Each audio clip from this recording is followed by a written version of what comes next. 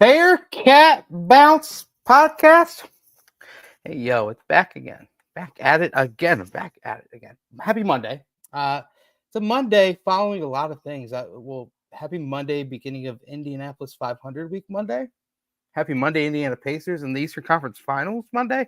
It's enough for the Indiana talk. Happy Monday following a crazy Preakness journalism turbo pack to the victory Monday. Scotty Scheffler is a machine Monday.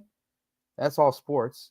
But happy Monday following a massive addition to the Bearcats basketball team Monday, and as well as happy Monday to the baseball team, one step closer to the NCAA tournament Monday. And happy Monday as well to everyone out there and now to some of my good friends, my good pals, the crew that I like to say, the assemble, the 513 marathon of the past Monday, but still here to give you yet again another BBP Monday. So without further ado, Aaron Smith, Chad Brendel, maybe Ryan Royer. Gentlemen, how are we? No Ryan yet, but that's not abnormal. No, it's a bit. It is a bit at this point. There's no doubt in my mind. I was good, and then I went to cook dinner tonight, and the auger on my pellet grill went out. So I had to cook the chicken breasts inside today instead of on the grill. So I'm annoyed a little bit, but other than that, I'm good. Weekend was good. Had a good time. How'd you cook inside? Was it all pan? Pan, yeah, little pan sear. Yeah, a little tasty. It was fine. Yeah, it was still very good. Weekend was good. Weekend was good. Went to watch two of my buddies have a jazz funk band. Ooh. And went and watched them on Saturday night for a little while. That was good. Okay. Had a good time. Okay. Little funky Cole Medina, huh? I love it. Found a new Mexican market by my house. They had a lot of good stuff. Usually they just have like products from Mexico, right? Right. This had an actual butcher counter. Okay. That had like the thinly sliced flat iron steaks that you make carne asada out of, and al pastor with the pineapples cut up and already seasoned. Okay. A lot of like marinated steaks, and it was like $5 cheaper per pound than the grocery stores. So yeah, I'm gonna be. I found a new place to shop, so I'm pretty excited about that. Here we go. They had pre-made tostadas, Brent, that were like 16 inches. Did you partake? Not yet. No, this was more. We went and got dinner, and then we went and saw my friend's band. So it wasn't like right. I'm gonna buy a bunch of stuff today, but it was like I'm gonna scout for a bunch of stuff I'm gonna buy very soon. Right. And it's also not one of those things where stuff yourself and all of a sudden you're not having a fun night. And look, also if I would have bought a bunch of that stuff and brought it home to grill, and my grill didn't work, there would be no BBP tonight. Yeah, we would have had big problems. Well, it seems like the internet's starting to come back a little bit, Chad. I know that was the peel the curtain back of the last few days. So yeah, good to have you back on that front. Yesterday, it kind of kicked back into regular activity. So. Yep. It's hard to do podcasts when your upload speed is under 5 megabytes per second. Right. That doesn't generally work all that well. It does not sound good. The funny thing was, on the board, you see the kind of the interactions when it comes to what people are saying after the Baba Miller commitment and after your guys's little podcast about it. And of course, like, it's just the typical great thread that like it's like, oh wow, a lot of engagement here, let's see what we're talking about. And it's just all internet speeds and Alta fiber and all these things that whatever. So yet again, I love everyone. Love all you guys on the board. Everyone's fantastic. Aaron, you're fantastic as well, sir. How are we? How was the weekend? Weekend was fine. Did a lot of cooking actually. Smoked meatloaf on Friday, smash burgers on Saturday, and I think we had like 5 different types of like brats or sausages on Sunday. So just a lot of cooking outside. You could have like a great BCJ cook-off or something. Tape it. Just get some celebrity judges. See how it goes. The problem would be getting a Blackstone and a smoker transported. That's the pain in the ass. Like, I'm not trying to do all that. Yeah, it's a good point. And then also, if it's pre-made and then you bring it and then you say, I mean, I drove all the way from Athens. So you got to judge me on the curve. Yeah, I'm not. That sounds terrible. And then if you lose, you got to drag it all back and you lost. No, nah. Yeah, and you take Cincy Light with you, but you don't want to take Cincy Light with you because it's hot in the car, and it's just like, oh, there we are. Let's go. You got it in Athens now, Brent. He's I know. I was just digging back. They were on sale, $5 back if you purchased it. So I think I got them for like, I don't know, $8. Don't have to pull my leg too hard, man. That'd be nice. Pinch me. Yeah. Well, good, man. You know what? I had a good weekend as well. There's a little thing because it's Indianapolis 500 week this week. I'll be there, flying into town, taking the festivities. God, I love it. It's amazing. Greatest spectacle in racing, they call it. But down here in Florida, they've got this thing called Thunder on Cocoa Beach. It's speedboats out in the ocean. It's crazy. Huge crowds for that. So I took into that, and that was a fun weekend. And you know what? In the mix of things, it was an awesome couple of games for the baseball teams, and of course, Bob Miller. Gosh, we got to talk about it. But before we talk about it, we got to talk about cars and talk about racing. I say do not race illegally on streets. Do not do that. But if you do like your car and you want to get it fine-tuned and you want to get it fine-tuned by the ultimate best, then I would say head over to Danco Transmission and Auto Care. Danco Joe will hook you up. Tell him Chad, Aaron, the BBP crew sent you, and he'll get you $10 off that next oil change, 10% off the next fixing over at Danco Transmission and Auto Care. Gotta love it. Well, guys, what should we dive into first? I know last night on the nightcap, you guys had a little bit of baseball talk. So you know what, Aaron, we haven't quite gotten your full thoughts on the beautiful commitment, somewhat, kind of lurking in the shadows type thing commitment, one that's been heavily hoped for a while, that looked pretty bleak at one point, then all of a sudden popped up and there it was, a full decommitment from FAU and a full commitment to the Bearcats. Bob Miller coming to the Queen City. Aaron, thoughts? I mean, he gives you something you just didn't have on this roster. And I don't know that you even had anything close to him last year on this roster. He's essentially 6'10", 6'11", almost 7 foot. At that 4 position, he's freakishly athletic. He can hit threes. He's 35% last season from 3. He's a true Bearcat already. He can't make free throws. We can appreciate that. He's don't be mean. He was like 64% last year. Not terrible. Right. I stand by my last statement. And then he's a very good compliment at this point to anybody else that you have playing the 4. If you got Slime at the 4, he is not the same. It's not like you're taking one out and inserting the same kind of player there.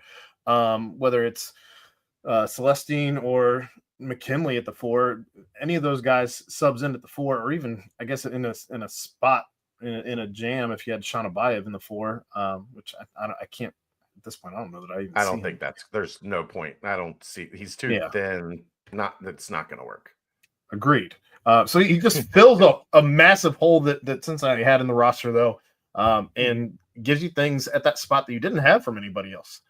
Certainly not on this roster. And look, now if you look from spots 1 through 5, and even I guess if you go as deep as 6 through 8, every position I think is a step up at this point. I don't see any position, at least on paper. And I know we did this last season and we all got out over our skis, and it's really hard to not do that again this season. But I don't see a position that you have not upgraded at any of those places. And granted, some of those is swap out Day for Day and Jizzle for Jizzle and all of that, and you're assuming they take a step forward. And we did a lot of assuming people took a step forward last season as well.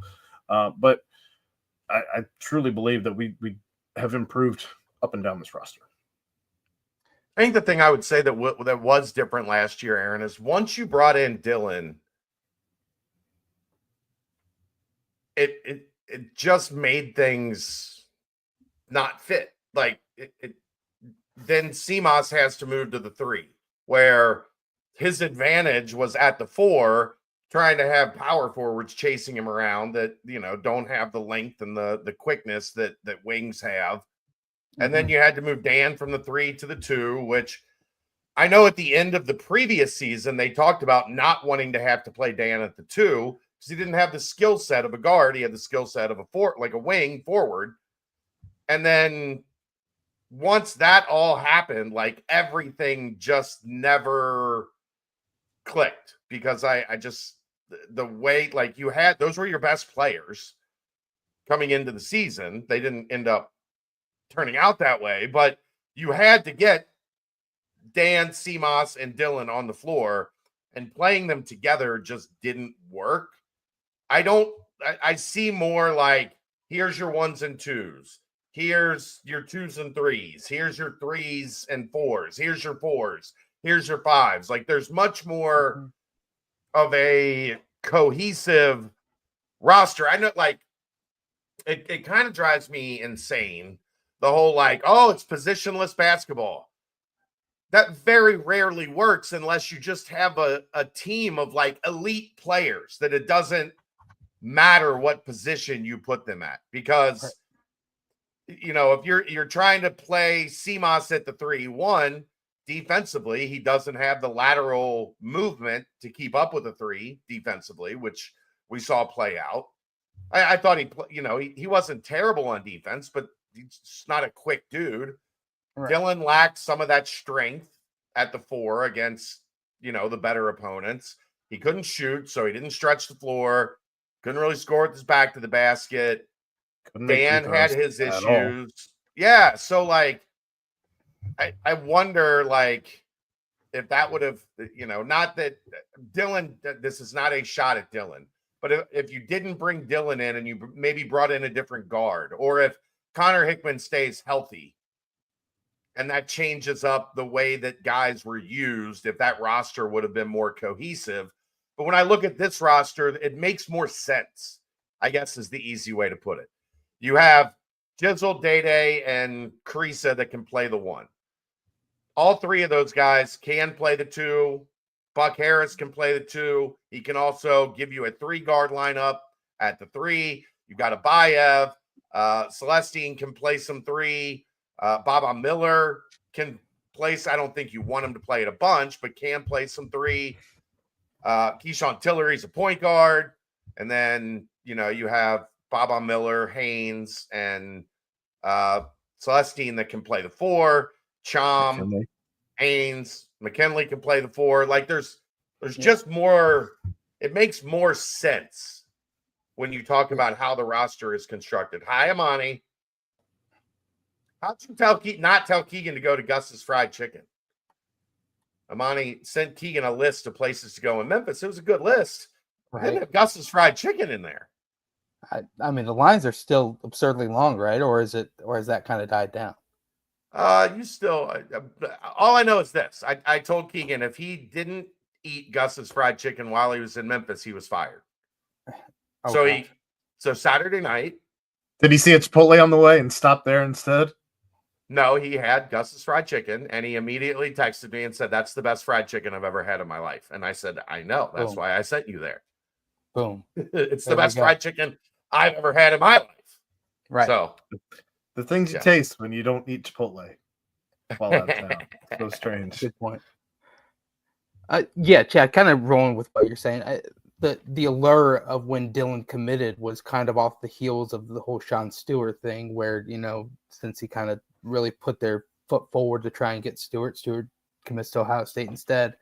And then it's kind of like, oh, wait a minute, Dylan Mitchell's coming in. And then you kind of look at just the absurd athleticism, the ability on the defensive end. It wasn't Dylan's fault. Right. No, but I'm by any stretch.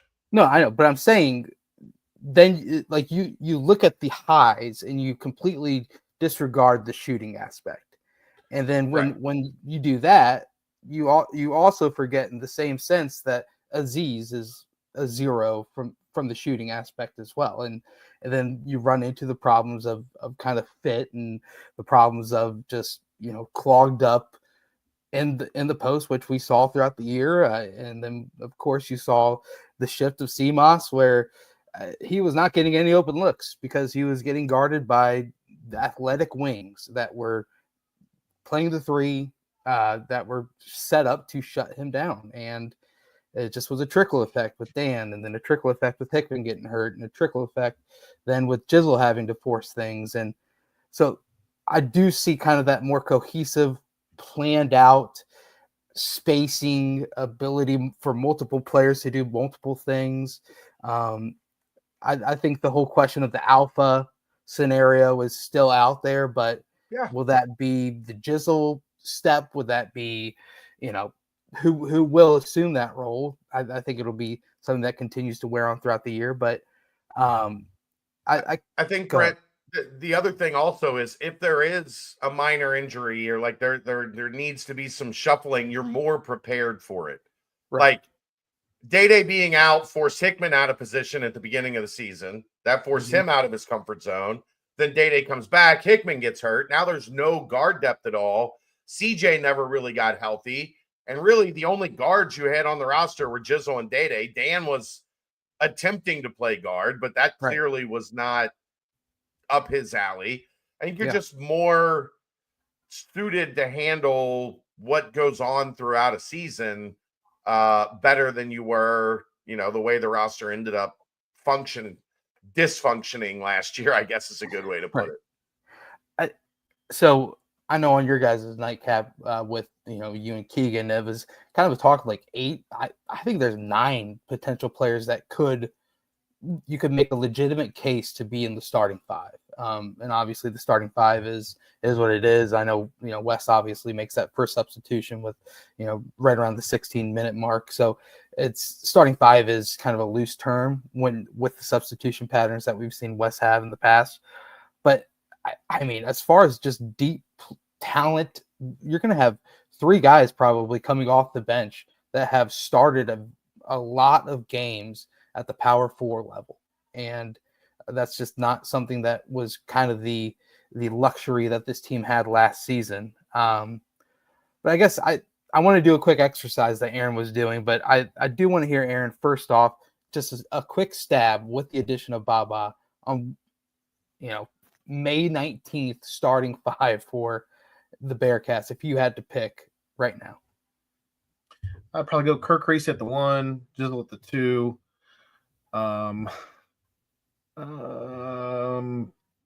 Just for rotational purposes, I'd probably go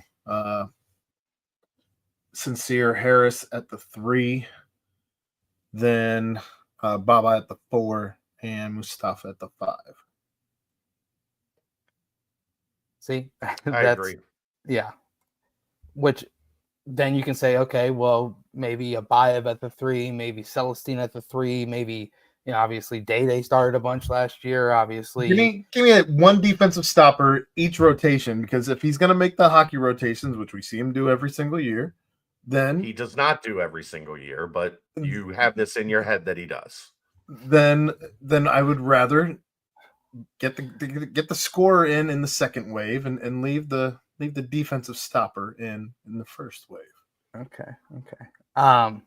So I doing kind of along the lines of what you were saying, Aaron, with the upgrade, if you will. I'm going to say kind of the similar addition to the loss via the portal or graduation. You guys tell me greater than, equal to, or less than. Just real quick, we'll just spitball. Mustafa Cham and Aziz Bandago. Upgrade. Decided upgrade. Right. Significant upgrade. Right. Not that I think Aziz was bad, but I don't think he's anywhere near as good as Cham. It's like you took all of Aziz's skill sets and you turned the volume up. Right. And added a 3. Yeah. Right. Added in shooting, added in passing, added in just a lot of things. And he's a young dude that's only getting better. So, yes, completely agree. Yeah. We don't know how many reigns that guy's seen. Fair point. Baba Miller, Dylan Mitchell. From everything that I've seen, I'm only going to say, because it was FAU and not a Power 4, I will say at least equal to. I don't know that I'm ready to go all the way and say greater than yet, but I think that window is wide open. I think you have to give the edge to Dylan Mitchell at this point. He has been a productive Big 12 player for 3 seasons. Right. So I would give the edge to Dylan, but if we're going just strictly position by position, the edge goes to this year's coming team because there's a lot more options there that you didn't have a year ago. So just straight up, Dylan, look, he could rebound. He really knew the system defensively. He had a lot of versatility as a defender. I didn't like him when he was playing those 240-pound, 6'8" power forwards because he just didn't, he was giving up 30 pounds. It's really hard to defend those guys when you're that much smaller. But just everything he brought to the table. Plus, I thought he was a positive influence in the locker room. Yeah. We know things about Dylan that we don't know about Baba Miller to this point. Yeah. But if it's Baba Miller and Big Slime and Celestine, that's a different answer than just Dylan and who was behind Dylan at the 4. Tyler, Betsy, kind of no one. Yeah. Josh Reed, kind of. Who knows? But I agree. I agree there, Chad. And Aaron as well. Good input. Kirk Risa, Connor Hickman. Huge upgrade. I don't necessarily agree. I just don't think we ever really got to see Connor Hickman. We saw him out of position when Day was recovering and not back yet. And then as he started, he was really good against Georgia Tech. He was really good against Xavier. And then he got hurt. And then we never really saw him again. I do think he would have been a guy that as that season wore on, if he was healthy, we would have had a very positive opinion of. I agree. But maybe I'm still all the way out on the Valley. Okay, but all the way out on the Missouri Valley. So, but Krisa has been a successful starter level player at Arizona, at West Virginia, right? And he wasn't playing terribly at Kentucky. They just he had a couple really good spurts against high level teams in that Duke game and whatnot. So Big Slime, Arrington Page. But you can't even put words as to how big of an upgrade that is. Not even close. Especially if you watch what Slime did against Duke. Even just those couple highlights against Duke. Arrington Page has only dreamed and done that in his driveway. That's why we do this practice.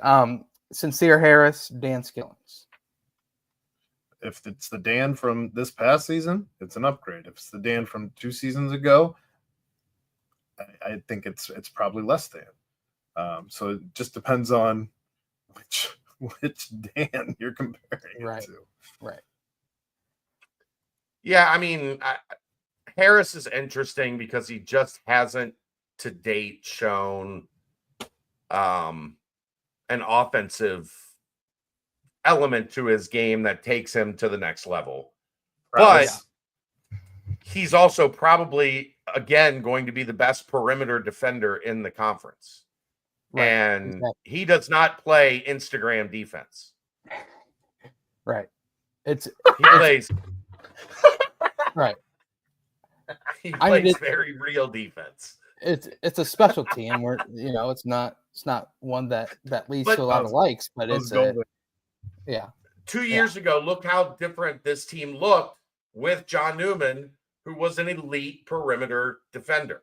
Yeah. I think especially in this league where you've got so many 2s and 3s that are just high level bucket getters, to be able to just say, okay, go take away what they want to do at the very top of their scouting report with a guy like Buck Harris. That's what we're supposed to call him, right? That's what Wes told us, call him Buck. Yes. Call him Buck. I don't want to upset that guy. Like guys that play defense like that, I want to stay on their good side. So we're calling him Buck. The man Buck. My name's Buck, and I like to play defense. Ooh, yes, that's correct. So I would take Harris. I know that was the point. I would take Harris simply because you know what you're going to get. The thing that drove everybody crazy about Dan is you had no fucking clue from game to game, from minute to minute, Stetson Dan, possession Baylor to possession, Dan. what you were going to get. So give me Harris. Jalen Celestine and Simas Lukosius. Kind of a interesting one. I think I almost think you can almost answer that the same way we just answered the last one, because it depends. Is it Simas from last season or is it Simas from 2 seasons ago? Is it Celestine from last season or is it Celestine from 2 seasons ago? Which is the difference of he shot 34% last year for Baylor. He shot 42% from 3 at Cal. Exactly. So yeah, you can take that one like for both of those guys, Aaron. Probably 34% still might actually be an upgrade. On I think Simas was around there. First half or second half? He definitely for the season total. I think he ended up 34%. I mean, first half he was unconscious. Like he's like the number 1 3-point shooter in the nation. But then the second half he got hit by a car. Figuratively. Yeah. Unless John Abayev, Josh Reed. Massive upgrade. Not in I think it'll be different though. I guess it depends on what you're upgrading. Overall, I think Sean Abayev is going to be just a massive upgrade. But I think Josh was a good locker room guy, another guy who knew the system. He had 3 games where he was he was just out of his mind. He was the career high every game. Yeah, out of his mind. But in those 3 games, he may very well have been on a trajectory to score over 1,000 points as a Bearcat. But I guess we'll never know. But I don't know. I think that I just don't think that you can look at Sean Abayev and the ceiling that he has compared to the ceiling that Josh Reed had and think that it's not a bigger opportunity at that position. Right. For a team that was offensively challenged far more often than not, it's an upgrade. But you are also losing potentially a bench guy that you knew exactly what you were going to get when you put him on the floor. Which when you put in a freshman, you don't exactly always know exactly what you're going to get when you put him on the floor. So the advantage is to Abayev because he's an infinitely more just physically gifted player. Yeah. But every team needs Josh Reed.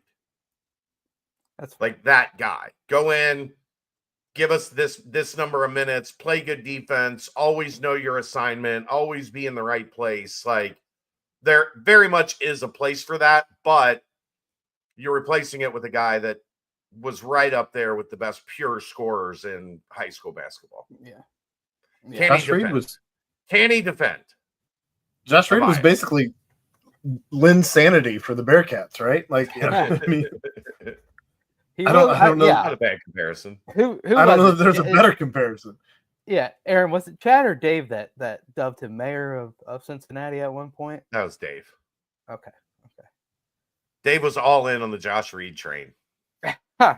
Yeah, I mean, I just think that Abayev is just a massive upgrade. But yes, freshmen go through freshman things, and but I mean, I've seen enough to the point where it's like, yes, if he really mightily struggles on defense, then he'll probably not get the uber amount of minutes that certain sections of the fan base want him to get. But he's got a gift that no one really on the team has, and that's going to be used hopefully to a high level. And the last one is kind of weird, but Sean Tillery and I guess would you say Tyler Betsy? I don't CJ Frederick, kind of a mix of them both, kind of just those guys that potentially could have a spark, or line any and all of those guys up. Line any and all of those guys up and give me Keyshawn Tillery, because we just we never really got to see what CJ Frederick could have been. Unfortunately, he was derailed by injury after injury after injury. And even when he started to come on this past season, again, another injury takes him out at the end of the season. All unfortunate, of course. Tyler Betsy, hardly knew you. He had a cup of coffee here, essentially, it felt like. We never really got to see his development. We'll never know who he could have been in the Big 12, for better or worse, whatever. But again, Keyshawn Tillery, was it Wes when we had him on the 513 day that said that we're going to struggle to keep him off the floor? You see these highlight reels that come out on Keyshawn Tillery from his AAU stuff. Obviously, this AAU is a whole different level than what is the Big 12. But again, when you're talking ceilings, I feel like Keyshawn Tillery's ceiling is already higher than what Betsy's could have been even in year 3. Yeah. Agreed. Yeah, I mean the question. I mean, his ceilings. If his ceiling's higher than CJ Frederick, it's pretty high because we saw CJ have an exceptional ceiling when he was at Iowa and then at Kentucky before the injury stuff really started to kick in. As he went building to building, that ceiling came down. The elevator didn't go so high up anymore. Right. Yeah. But yeah, I you just keep watching all these, highlight videos, and yes, they are highlight tapes, but you just read other accounts and just see, Tillery's got a little something to him. And I think that additional edge is even something in the locker room, even something during practices, even something that, kind of just as a freshman, I think that's an added intangible that, is invaluable when it comes to comparing him against those other two. And, best of luck to Tyler Betsy, and, hope he has a good career in Syracuse, but hope they never play the Bearcats, because then I just hope he has a horrible game and they lose by a lot. But yeah, that's a fun exercise, obviously, because it seems like the roster is kind of pretty much in set. Chad, you said barring some potential additions to kind of just fill out, practice. I mean, they could add some. I mean, I'm not ruling out that they add another impact guy or like a guy that they see, playing. But I mean, how many? You've already got, we've already got 12. Yeah. If you think Halveen is going to be able to help you also at 5, you got 12 guys. How many more? Somebody's already not going to be happy. A guy or two's already not going to be happy, with the way this thing plays out. So maybe they do. I don't know, but I just it's difficult for me to see. I've had a couple people tell me they still think another one is coming. I've had people tell me also they don't think that. So okay, yeah. Hey, you never know in these days and age, but no. And the thing is, now, if you come across something that money wise, it just makes no sense to pass up. We got to do this one. You're gonna have the spot to do it. I mean, last year they ended up with 14. And it worked itself out. Well, you still, with injury and you still have the NBA draft, don't you? Whoever decides to come back after the NBA draft. The pull-out day was today, right? Yeah, I don't think they're in that market, Aaron. That's going to be in this cycle. That's going to be a pricey market. I'm talking about you find a deal.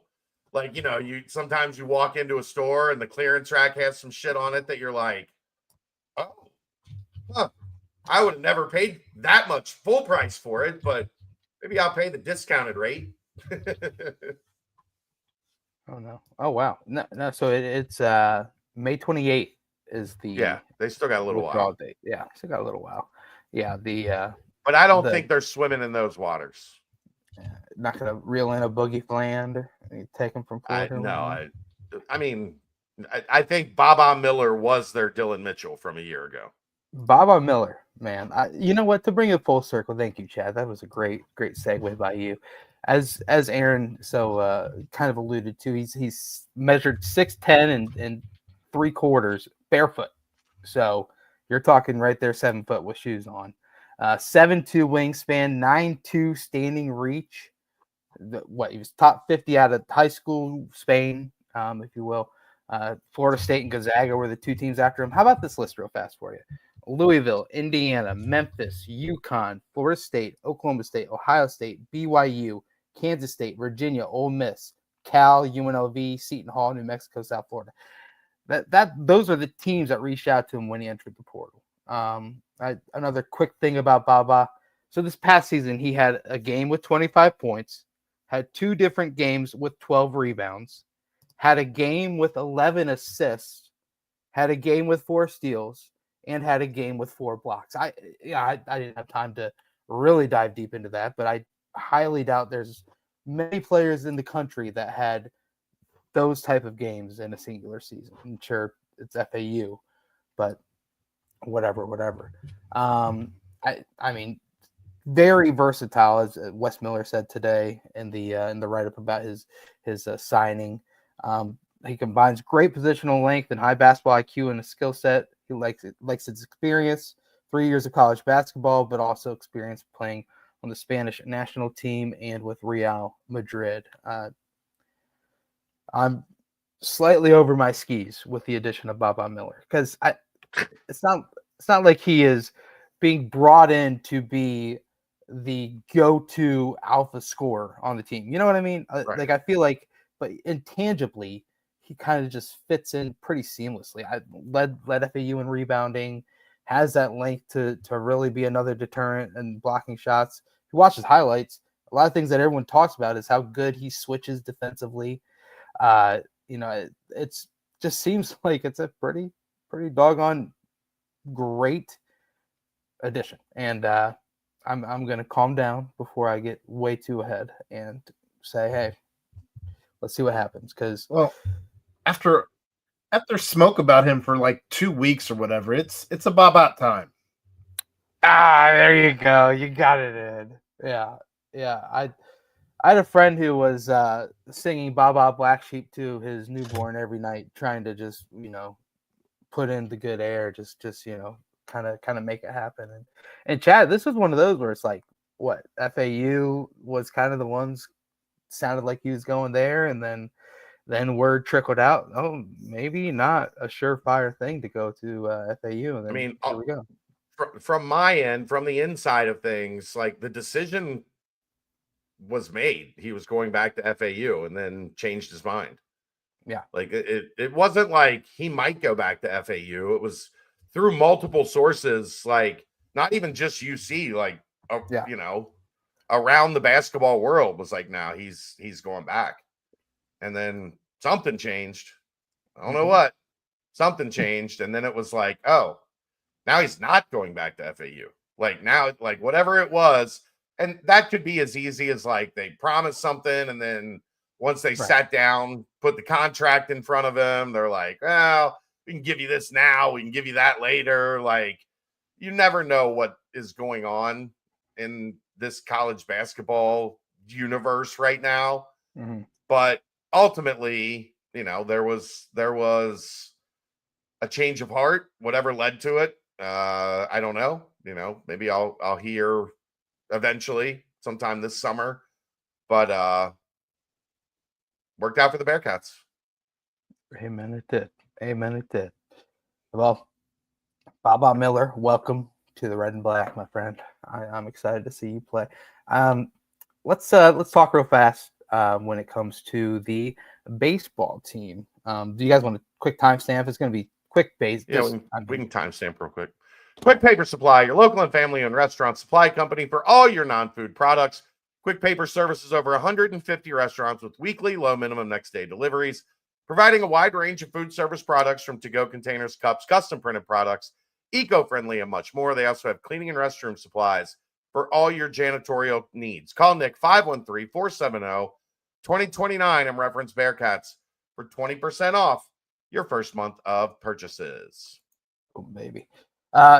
We can do a little quick baseball as Aaron starts to get some riffing questions together. Because not too sure where. One step ahead of you. Already got my first one. One step ahead. Not too sure where my best friend is. 45 minutes ago, and he hasn't answered me. And I saw you just texted him. I wonder if the boy's okay. Yeah. I mean, he's been late before, but he usually gets back to us to let us know what's going on. I mean, we've got a relationship where he has the red receipts on for my text with him, and because sometimes the boy wants to know when you read that text, like the boy's got to know, and he has not read my personal text to him yet. So here we are. Hopefully the boy's all right. But without further ado, the baseball team. Thursday's game was awesome. A lot of fun. One of those where kind of both teams, you can tell, trying to do all they could to get that victory. I think Derek Pitts kind of started to show that he's going to be a real deal freshman. A real deal player. He's only a freshman. Had an amazing catch in the outfield, a couple of good at bats. It just seems like it was one of those games where they kind of put all together. And then that second game was just a dominant pitching performance by the Bearcats. Carrington Cross lead off home run. I think he leads the Big 12 in leadoff home runs and is like top 10 in the country or top 5 in the country. I forget exactly what the stat was that they flashed up there, but awesome to see. And this is then Saturday is what Saturday was. And this seems like enough to put them over the hump for the NCAA tournament, as you guys kind of started to talk about last night on that nightcap. I just want to kind of give a quick nod to them and kind of see, as now things are lining up for what to look for in the Big 12 tournament starting on Wednesday when the Bearcats play. What kind of is your outlook as the Big 12 plays up next? Texas Tech at 1:30 on ESPNU. Aaron, go ahead. Yeah, I mean, you're truthfully, you're red hot right now. You won against Kansas State. You swept Kansas. You beat Oral Roberts. But I think the last series you lost was West Virginia. It's been a long while since that series even happened. That was what? That was, I think that was still in April. Yep, April 17th through the 19th. So you are red hot right now. You're probably feeling a little disrespected being an 8 seed going into this tournament. It wasn't like they seeded them via committee. That's where they finished.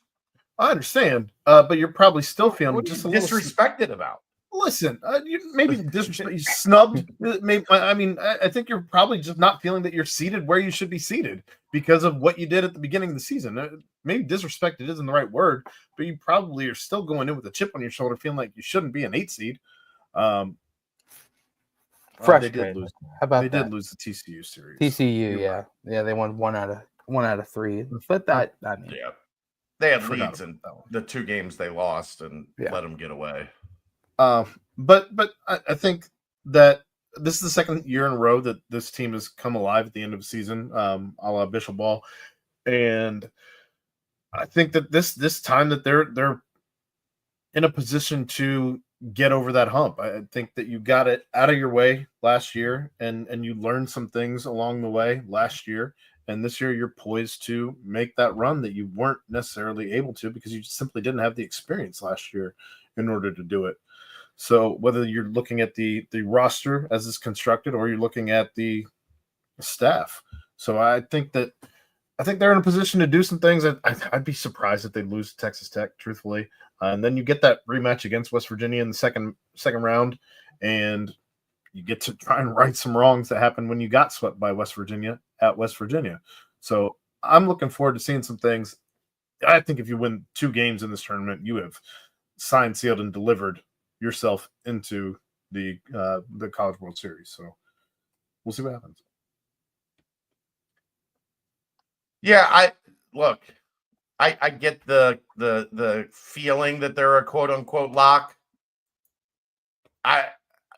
Would you feel great if they lost to Texas Tech and you're waiting until Monday for the selection show? No, you wouldn't. You just can't say that you would, because that would do some damage to your RPI. neutral site loss to a team that, you won 2 out of 3. I think they would. I think they would deserve to be in, even if they don't win a game in the Big 12 tournament. But they're not at a position where they're strong enough to just think that it has no bearing on, what happens. So I think they're in a great place. Just looking, I'm far from an expert on the college baseball selection process in comparison to knowing the ins and outs like I do with college basketball. But I mean, I think you're in a good spot, but I'd go win Wednesday and then take your shot against West Virginia on Thursday to really make you feel good about yourself. Aaron, I think you read this Kendall Rogers last night.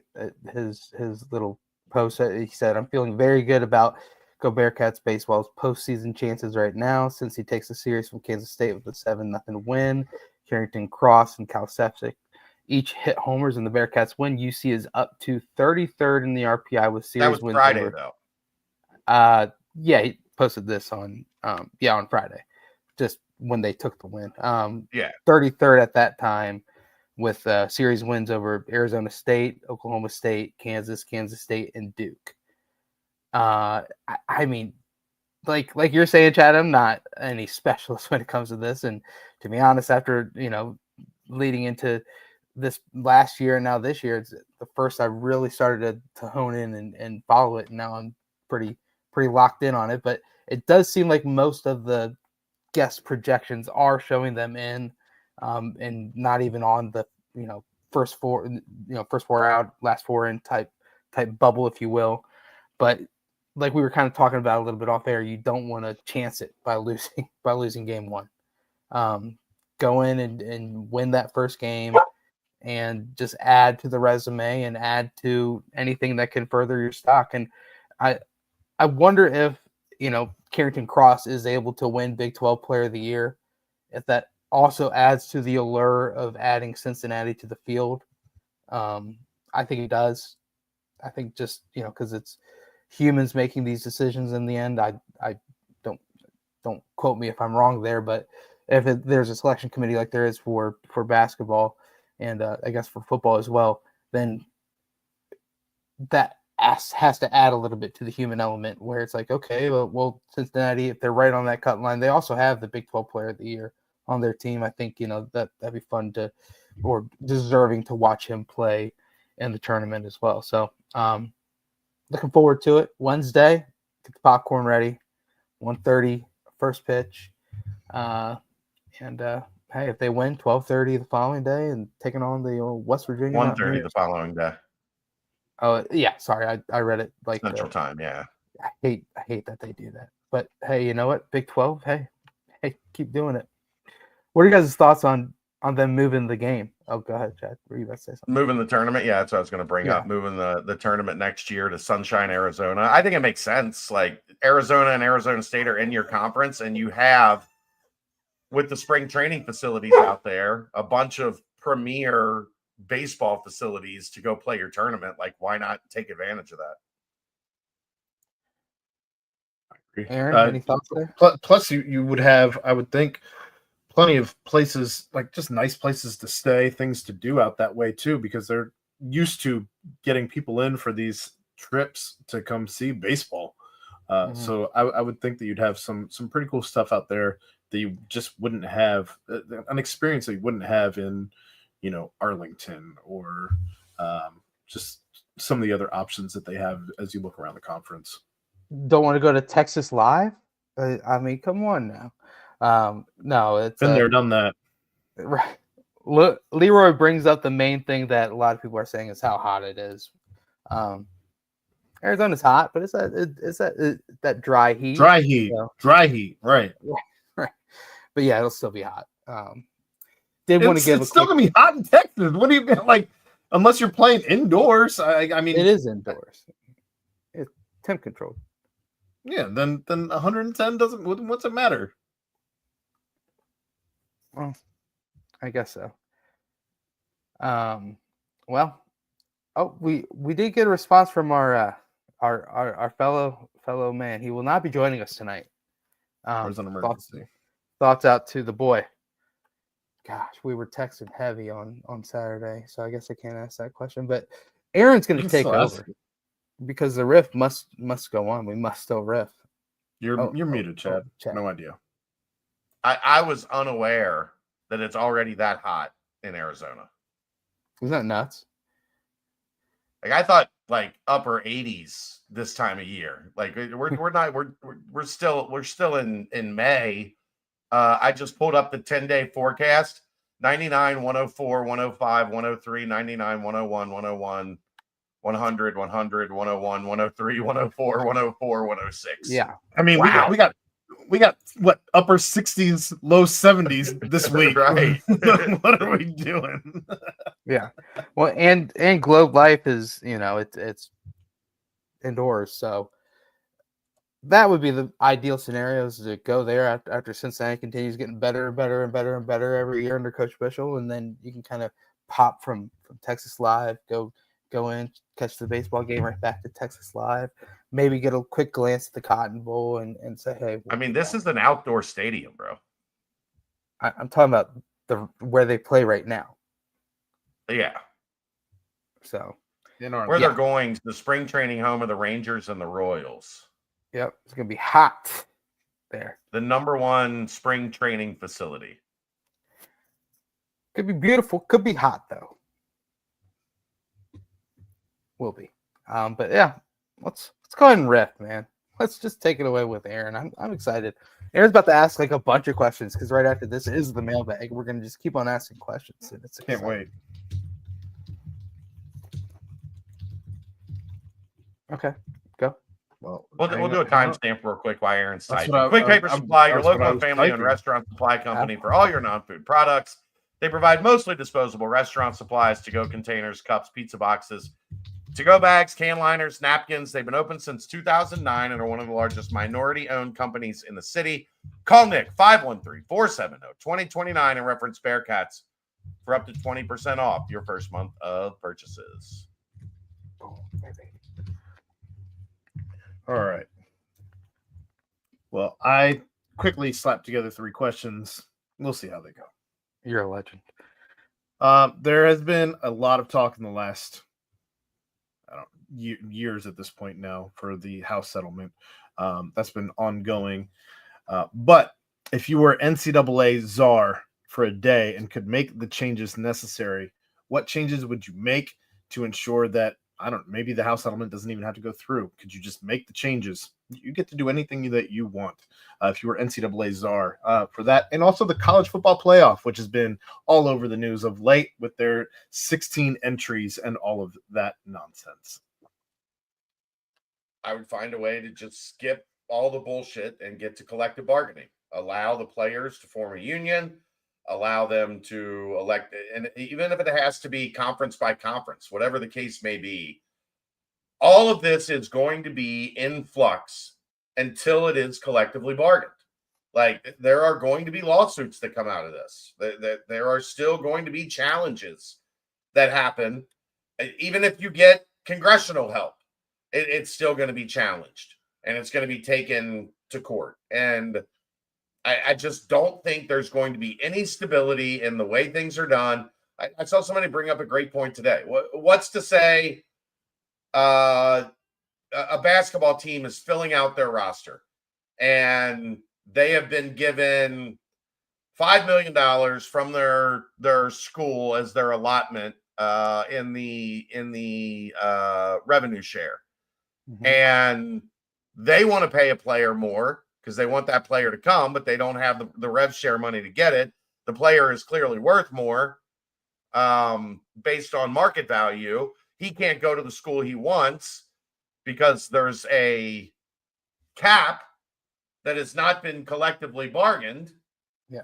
And he takes it to court. And he says, look, the coach wants, they want to pay me that money. Why shouldn't they be able to do it? If they have it, they can only spend this much. And that's not collectively bargained. That we have no say in that as players. We have no hand in how much they can and cannot spend. I think that's going to be challenged at some point in time. So I would skip to just creating unions and make it collectively bargained. And that way we can avoid all of this. Like, the reason that doesn't happen in pro sports is because the salary cap is collectively bargained. Like, there is an agreement between the players and the employers that, keep that from happening.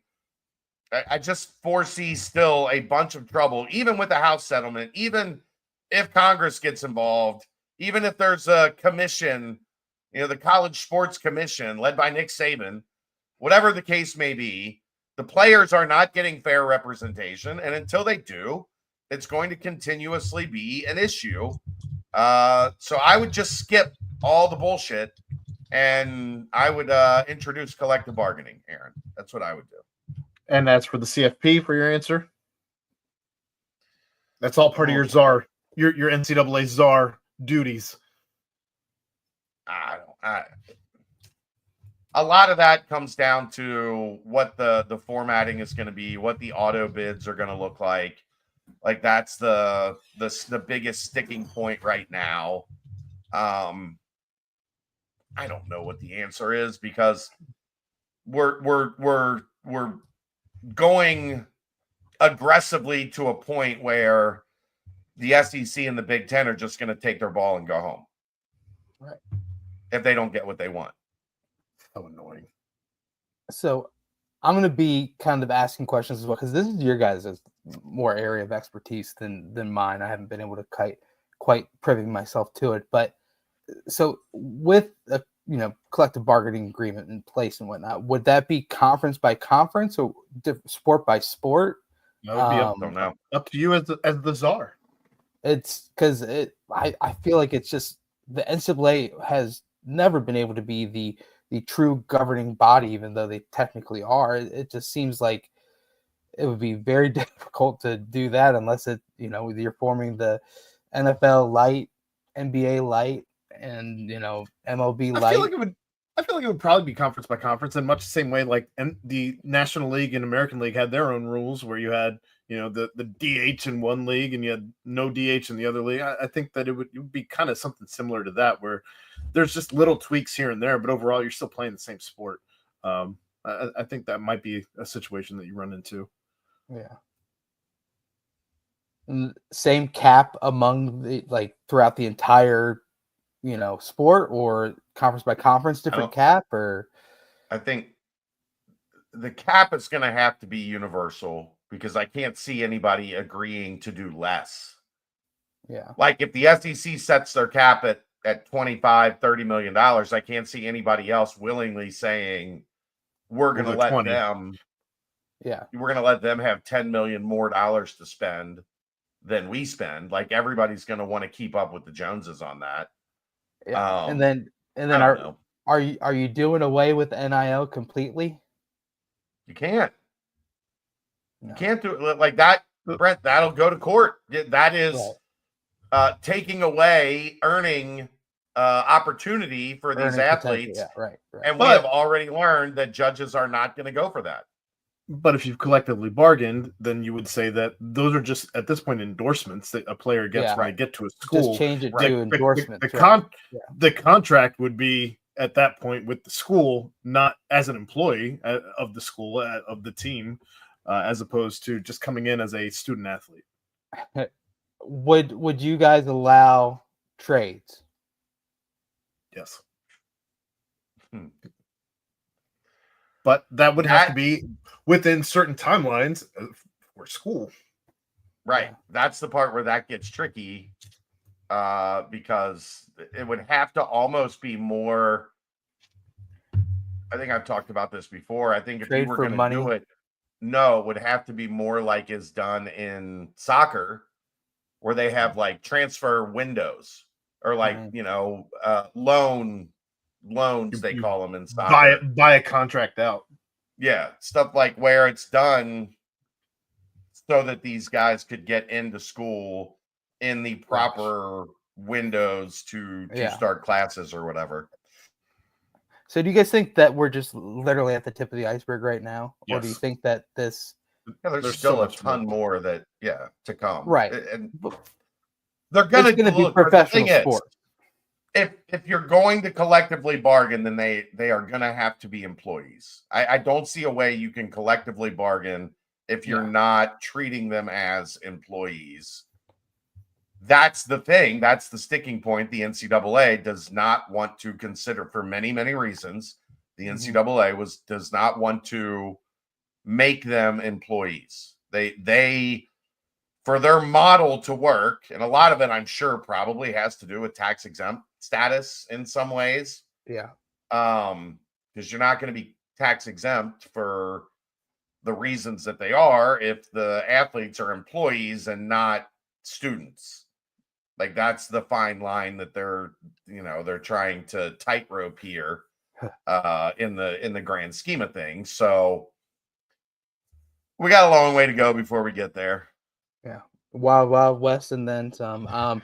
Aaron, my only addition is give me 16 teams, and I like what you said in the nightcap last night, where just give the the win the I guess maybe just even the regular season champ of each conference, but then I guess those waters are muddy with unbalanced schedules and whatnot. So let it be the conference game champion gets those buys, and then everything else is at large. Because if the SEC and the Big Ten are as good as they think they are, then they will get the bulk of the at large, spots. So, I maybe more than I'm 4. right, exactly. I'm okay with 16 because I love football and I love. Here's what I think. Those are all. Here's what I think, Aaron. More often than not, the Big Ten is afraid that the SEC will get 6 and they'll get 3. Well, and it would be the same 3 teams every single year. It'd be Ohio State, Michigan, and Penn State, and maybe an off year you get Oregon. an Indiana. No, you got to remember Oregon's in the mix now. USC's in the mix now. Washington's in the mix now. USC's yesterday's team. UCLA going to be in there now. Nico Iamaleava. Anyway, moving on.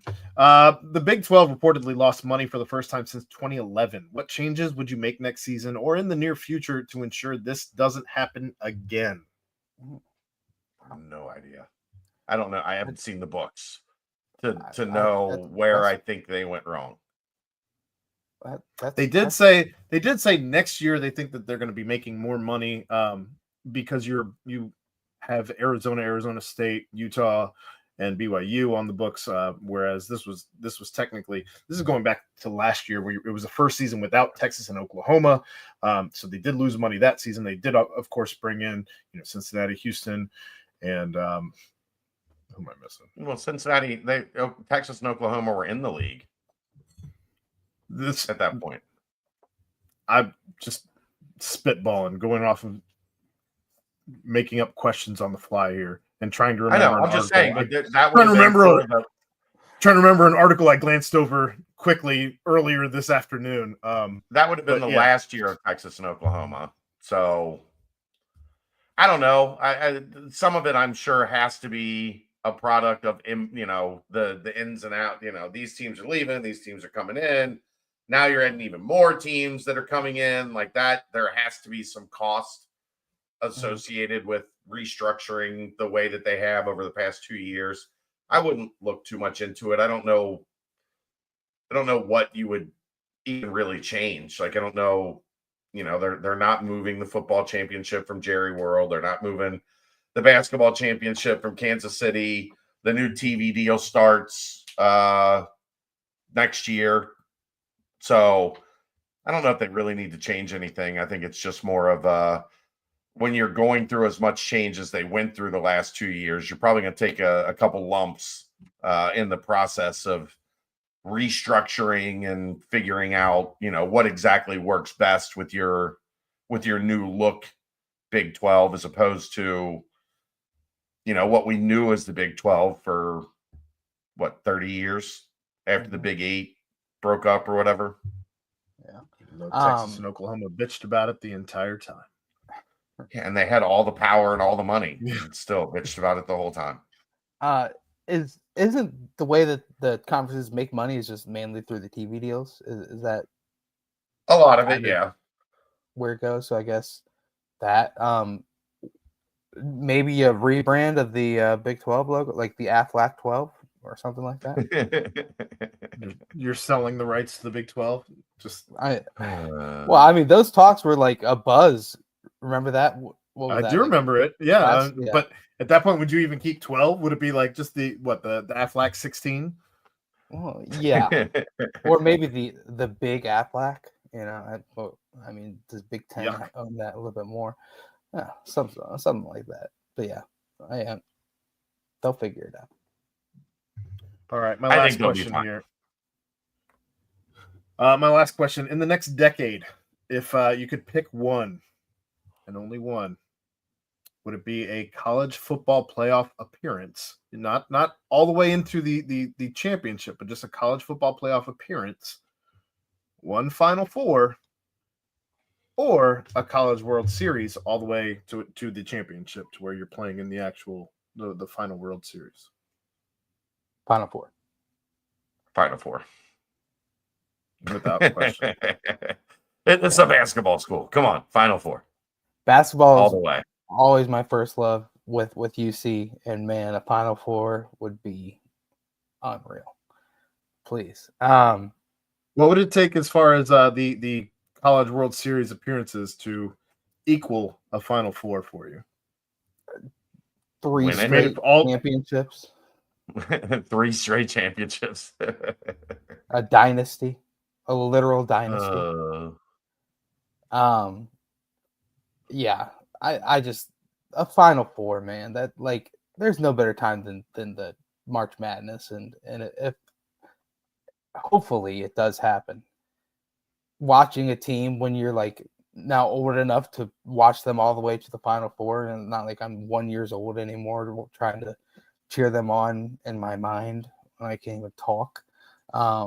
Being able to actually witness it would be euphoric. So yeah, give me. I was 14.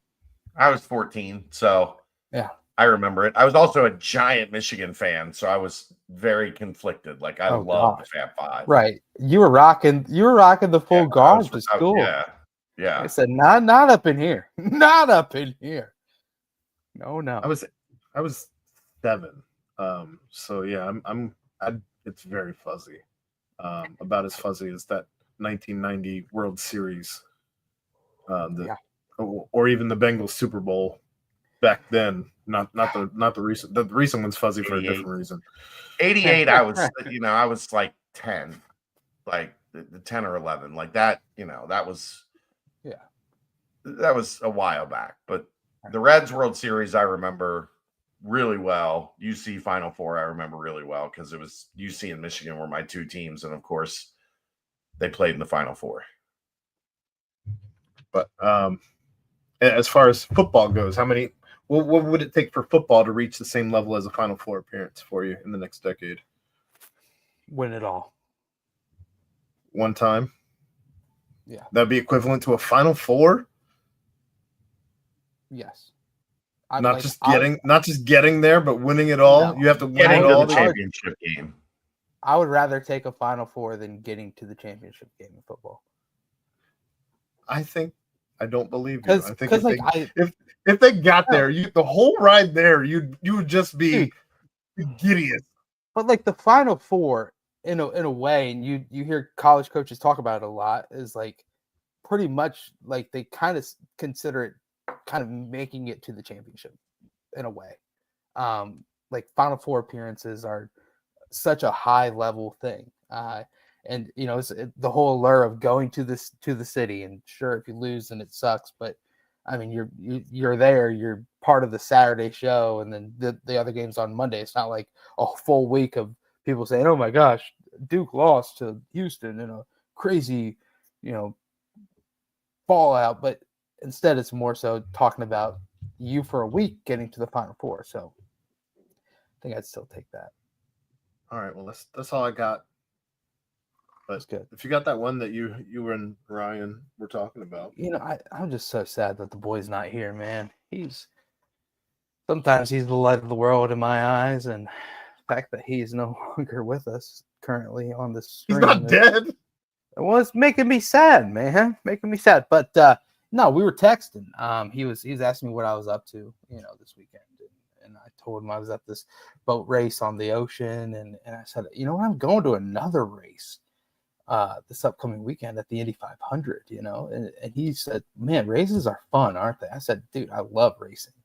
Like, I don't really, but I love like the certain events that pertain to racing. And then he was like, okay, well, what's your favorite race? Like, if you had to pick a race, just a race, whether it be vehicles, whether it be foot, whether it be horse, whether it be anything, race, presidential race, which race would you want to win the most if you were able to win a race? Easy. I think we've done this before. It's an easy answer. I think you've asked this. I know what your answer is, but It's easy. Yours is the 100-meter dash. To be the fastest man in the world. Yeah. Yeah. Yeah. Yeah. I mean, that goes back to the dawn of time. Like that's how people started competing. I'm faster than you. No, you're not. Then they ran. And they raced. I got my answer. Okay. Let's hear it. I'd want to win the space race because we still haven't been to the moon. Oh, wow. Are we doing this?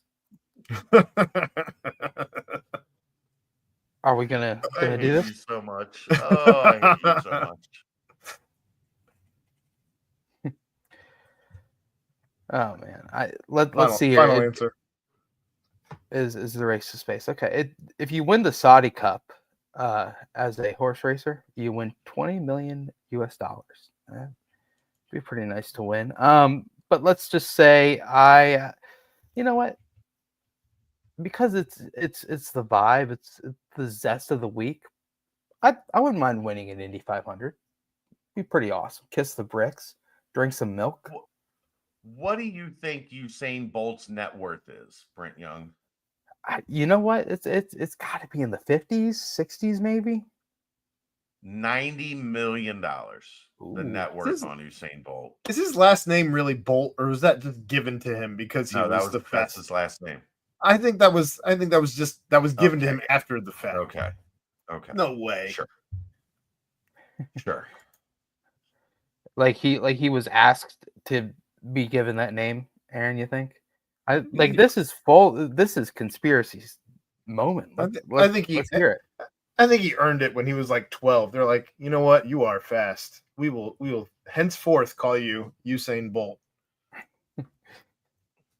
Okay. Fair. Oh wow, the Piston Cup. You know what? That'd be a well one to win because you would turn into a cartoon. I would love to be a cartoon for a little bit. Like, I don't doubt that. Would that be fun or what? And be a car? At some point, I think you probably thought you were a cartoon. You know what? There have been many a times where too much of a substance does lead to some cartoonish feels. There's no doubt about that. But yeah, you know what? It's a fun thing. The Indy 500. If you haven't been, Chad, Aaron, I highly suggest you get yourselves over to Indianapolis Motor Speedway one year. It is a whale of a time. It absolutely is. Speaking of being too mixed up to function, we now move on to the mailbag, which is brought to you by Costallo. Costallo is the THC soda made with real fruit, all natural ingredients, and naturally derived Delta-9 THC. Enjoy the smooth, nostalgic flavors of red cream, grape, and orange soda, along with lemonade and other seasonal varieties. Costallo can be found online at retailers in over a dozen states and over 300 retailers across Ohio, where other adult beverages are sold. Can't wait? Use code BCJ20 for 20% off your next online order at Costallo.com and have these tasty sodas shipped directly to your door. COASTALO.com. Sip, relax, and coast away. Please drink responsibly. Must be 21 to purchase. Do you like that segue, Brent? That was an amazing segue. Amazing. Costallo. Aaron, put it on your calendar for when we have our Costallo show for the BBP. It would be It's going to be a quarter past never. All right, moving on to the mailbag. We'll start in the football portion as we always do. Do you think there will be an open house for the IPF facility in June or at the first home game? I do think there will be something for season ticket holders this summer, but I don't have details on that. And I would check your inbox here over the next couple weeks, because I do think UC will do something for season ticket holders to let them get a tour. I think that's coming. There you go.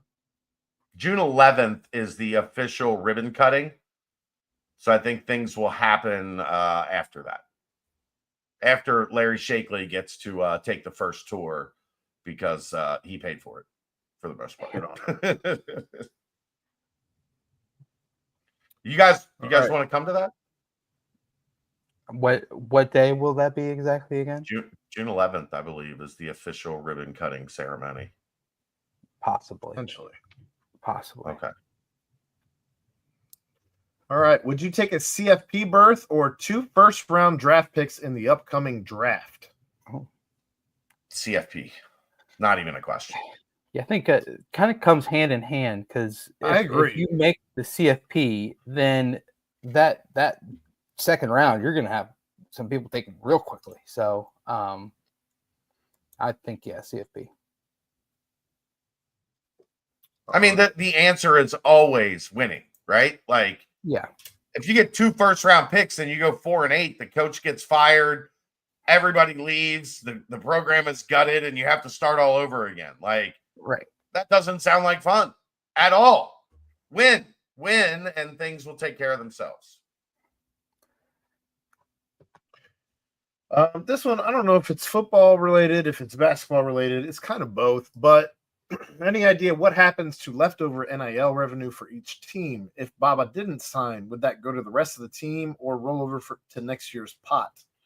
And I think you can kind of think about it too, as far as if the basketball team didn't use all of their shared, or does that just disperse to however many people are on the roster? So this is actually more complicated than you realize, because my understanding is the way this works is that 20 million is in the fiscal year, which would be June 1st to July 30th. So there's going to be some like crossover. Like, this roster's paying for the year, this amount is paying for the year before. If you have any leftover, technically you could roll it forward to the next year, but it would have to be used by July 1st. I know this is something that, like, as this all comes on board, there's going to have to be like figuring out what exactly this means. So it's a good question. I just don't think anybody has the answer right now on the revenue share side. On the NIL side, it's just a pot of money, the collective side, that just continuously rolls over, that's there for roster building. So I guess it would roll over. I don't think it would technically roll over, but when you're the revenue share would technically roll over, but depending on how you date things, there are different ways that is going to be navigated, I guess is a good way to put it. So until we actually have the house settlement and parameters, I think that's still an open-ended question, Papa Bear. But I think it's a really good question. It's just one that I think is still even being figured out at the school level by the general managers, by the athletic director. Like, all that stuff is still a work in progress very much. And I wonder, like, so the NIL, I know certain schools, like, it's like, okay, player X is asking for this amount, and then staff or whoever, or NIL collective or NIL goes and says, hey, we need X amount to get X player. And then it's like, okay, here you go. Instead of like saying like, all right, let's pool all of the money we have into a pot and then slowly pick out of the pot. So I feel like it's probably rare occasion where like you just randomly have leftover money in a pot, if that makes sense. But yeah, Look, that shit gets spent fast, bro. I A know. lot faster than people realize. Right. A lot faster than people realize. It's insane. It is insane. But here we are. That's why it's the Wild Wild West references, because you may think you know what somebody has, or they may have a plan on what they have in the NIL era. Yeah. And then all of a sudden, hey, if we can scrounge, we can call Jim Bob, the oil tycoon, and get 2 million more. We can go out and get an NBA talent. Okay, Jim Bob says he'll give you 2 million more. Now we thought we had 7, but we have 9. Like, it's a wild deal. It's so stupid to try to cover. It's so stupid to try to cover. So ends the football mailbag. Moving on to the basketball portion of the mailbag.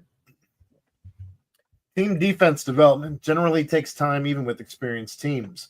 With all the new rosters each year around the NCAA, do you believe there is now even more of a premium on individually talented defenders like Dede, Harris, and Cham? Sure. I think team offense generally takes time as well, even with experienced teams. Like, so it helps you out to have guys that you can just throw the ball to and they can go get a bucket, regardless of running a set or, playing within quote unquote in the system or whatever it may be. I don't think that's really any different for either side. But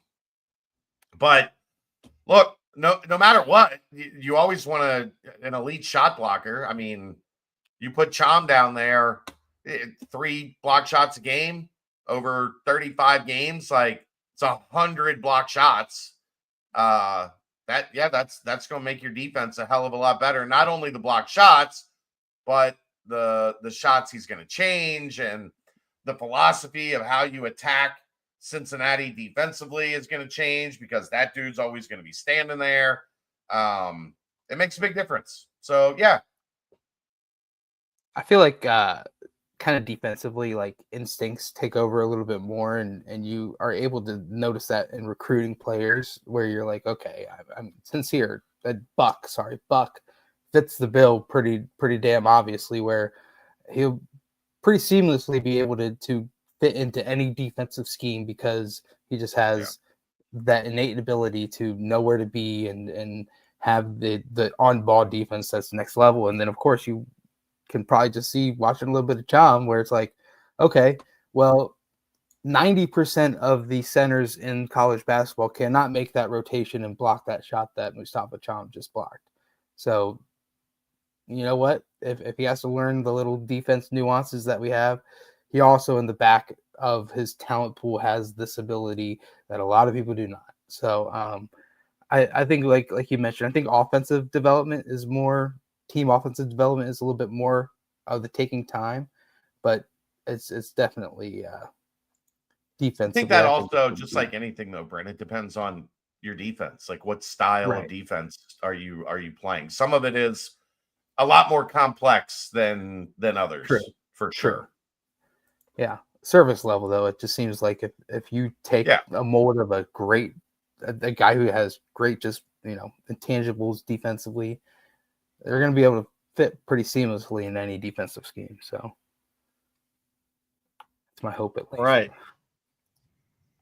In the vein of the 100 men versus gorilla debate, who do you have in a match between 100 fourth graders versus Kashmir Wright in a game of basketball? 2 10-minute halves.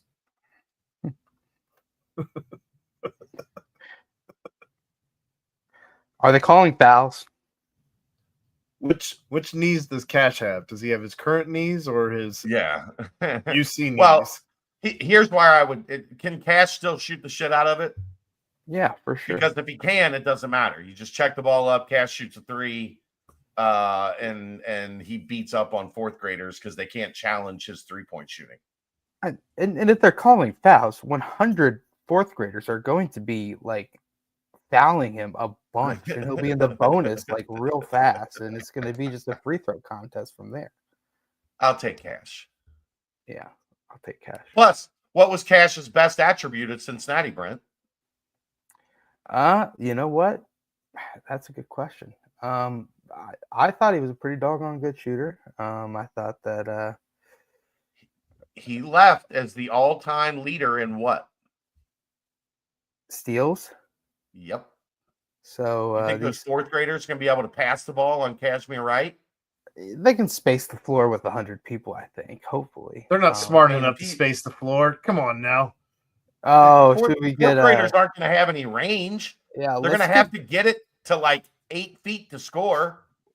We'll have Travis Kelce broadcast the game. Are you smarter, or Kashmir Wright? Are you better than 100 fourth graders? And just kind of like he did. Are you smarter than a fifth grader? So, yeah, let's go Cash. Team Cash. Lock it in. On paper, the roster complements Jizzle's game. He should have more space to operate in the lane and more outlets to pass to. My question is, do you think the staff will take some off his plate in 2026 or go all in on him being an alpha? Brent, go ahead.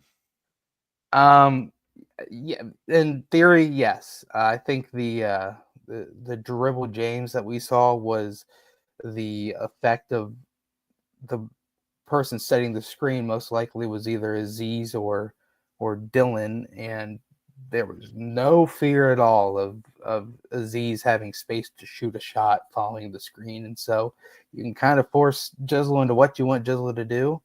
I think that better spacing will help the ability for Jizzle to drive the basketball. I think he's better at getting into the lane and scoring near the rim than we think he is. Obviously, I think a lot of those stop turn shots were because the opponent's 5 or 4 was just sitting there in the lane waiting for him to get there as well. So I think that, yes, I do think it's going to help him out, having people to be able to kind of not really get their own. I think Abayev could help him. It just did seem like at a certain point last year it was like, all right, Day and Jizzle, here's the ball, go try and create space and take a shot. And I just think that you're going to have more cohesion and more better passing 1 through 5, and it's just going to be open up a lot more space for him to do what he needs to do. It's a tricky question because I think if there is an alpha scorer on this roster, Jizzle is the one best suited to fill that role for this coming season. Maybe a year from now where, Abayev averages 11, 12 a game, and we're looking at him like we looked at Jaren or SK after their freshman years. Like, okay, this dude's got the goods. But you're not as offensively restricted as you were a year ago. So you shouldn't be as offensively restricted as they were a year ago. So there shouldn't be as much, it just got to the point after they started 2-8 in the Big 12. It was like, look, dude, if you got to go shoot 20 times a game, go shoot 20 times a game. And that gave them a little offensive pop that they didn't have before he was in that mode. But I think it's the question for me is more like final 5 minutes of a game. What does it look like as opposed to throughout the flow of a game? I don't think it's going to be as Jizzle reliant, but game on the line, you give the ball to your go-to guy and you say, get us to the finish line. I think the most likely guy to fill that role is Jizzle. So, yeah. I think the way that the question is phrased, with going all in on him being an alpha, I hope the staff doesn't have to determine who the alpha on this team is. I hope the alpha emerges on their own without them having to put that burden onto them. Because at that point, I feel like you're already playing behind the 8 ball. Yeah, I agree with you there. I think Jizzle wants to be the alpha. I don't know. I want a lot of things. That doesn't mean I automatically get them. No, I know. I'm just saying like his own like his mental is like I want to be an Yeah. alpha. So I just think spacing is so important in basketball, and they didn't have that last year. So I think that hopefully we do see that next season. All right, last question in the basketball portion of the mailbag. Any plans to have a BCJ Cincy Reigns golf outing this year? No. Ooh. I love the concept. I've tried to put it together over the past couple of years. I just haven't. It's very time consuming. Maybe when Kelsey is driving on her own and I'm not playing chauffeur to volleyball practices and games and tournaments and all the other fun stuff that comes with being a single dad, I will have more time to put one of these together. But as it stands right now, it's a lot. Well, the bourbon thing was cost prohibitive. There's a lot of ideas that are good ideas in the planning stages until you get to the actual okay, we're going to do this. The golf thing, I just haven't had time to actually put it all together. No questions in the baseball portion of the mailbag. No questions in the bank. Surprised nothing in the baseball portion, considering the outcry for us to cover baseball more. But no questions there. So yeah, considering we cover more baseball just on Bearcat Journal than any other outlet in Cincinnati combined times 10. Yeah, I'm going to give a shout out to JP Sponseller and say that podcast is fantastic. The Road to Omaha. Aaron, do you feel like you know a ton more now that you're producing that thing? A ton. And Nate Taylor was just on there, and he's been inarguably, you can't even argue, he's been their best pitcher this season. They've had the voice of the Bearcats baseball team, and with him was Carson Marsh too, and he went out and went four innings of no run baseball. So another really good starter for them. The voice of ESPN Plus on with JP this week. You've had former players, you've had current players. We've had the coach. We had inarguably the funniest two players together in an interview possible. Tim talks to Jordan Mitchell every week for an article. Jeff Gentle has an article up every week recapping what happened over the weekend. I don't know how I could force more baseball content upon the site. We're killing it. Jason, I appreciate the question, but we did answer this question. Here's the baseball question. Regardless of performance in Big 12 tourney, is UC a lock for the NCAA tourney after the last 2 weeks of play? We answered that in our baseball segment. Cautiously, yes. Just to give you a Cliff's Note version. I think so, but I wouldn't lose to Texas Tech and feel comfortable until Monday. Put it in their hands, yeah. Yeah. I would go out and get a win or two. Yeah. So practice. Tell your kid that Daddy's got his headphones on, listening to the podcast while we practice baseball. Right. Tell him to be careful because he's not listening. Well, hey, that is the mailbag. Get us out of here, Brent. Without Ryan, we made it, guys. We did it. Shouts to Ryan Royer, the boy. Yep. There it is. Yep. Good job, Chad. Good job. Guys, big game on Wednesday, 1:30. What is it? 2:30 then? Is it a one? It's a 1:30 start. 1:30 start. Yep. Taking on Texas Tech. Beat the Red Raiders. You're taking on West Virginia. A chance to get a little bit of payback for what happened earlier in the season against the Mountaineers.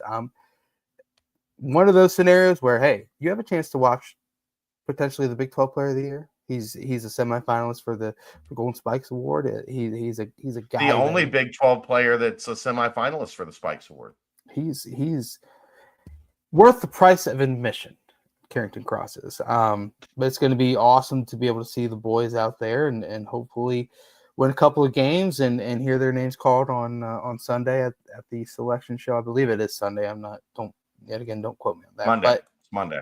Oh, it's Monday. Okay, Monday selection show. Monday. Good. Don't steal a selection show Sunday, because that'll be when the Bearcats and Baba Miller heard their name called next March. But guys, it's going to be a lot of fun. Hopefully they have a good showing down there in Arlington. But shouts to Costello. Shouts to Danco Transmission and Auto Care. Shouts to Quick Paper Supply. Shouts to everyone, And you know what, guys? It was a good, quick, easy, fun show here in summertime. So for my boys, for the crew, for Aaron Smith, and for Chad Brendel, I am Brent Young. Yet again, another fantastic BBP presented by BearcatJournal.com.